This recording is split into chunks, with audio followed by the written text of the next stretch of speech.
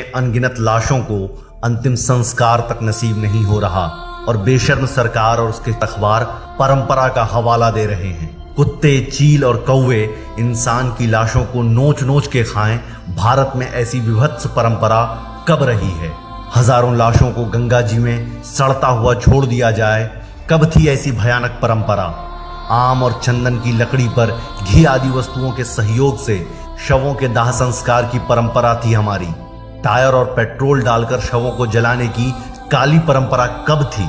लाशों को सूर्यास्त के बाद जलाने की परंपरा तो कभी नहीं रही है भारत में। प्रयागराज के गंगा घाट पर हजारों की तादाद में लोगों ने अपने मृत परिजनों को बालू में गाड़ा है, क्योंकि हिंदू रीति रिवाज से दाह संस्कार कराने के लिए लकड़ियां उपलब्ध नहीं थी। जहां उपलब्ध थी वो इतनी महंगी थी कि आम आदमी के लिए खरीदना मुमकिन नहीं था। ऐसे में मजबूर लोगों ने अपने परिजनों को गंगा जी के पास बालू में दफन कर दिया और राम नामी चादर से उसे ढक दिया, ताकि ईश्वर उनकी व्यवस्था को समझें और परिजन की आत्मा को मुक्ति प्रदान करें।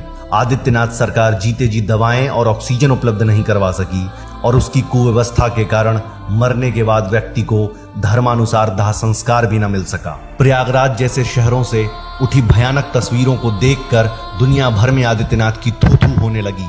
तो निष्ठुर सरकार ने जहां शवों को बालू के भीतर गाड़ा गया था, उनके ऊपर रखे रामनामी चादरों को नोच लिया, जिससे लाशों के निशान मिट जाएं और कोई जान न सके कितनी हजार लाशें बालू में दफन हैं।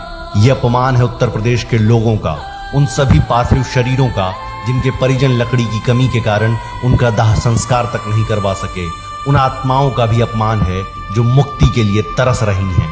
आदित्यनाथ सरकार का सच ये है कि जब आप जिंदा रहेंगे तो आपसे भगवान श्री राम के नाम पर वोट मांगा जाएगा, और जब मौत हो जाएगी तो आपके शव के ऊपर से राम नामी चादर तक नोच ली जाएगी।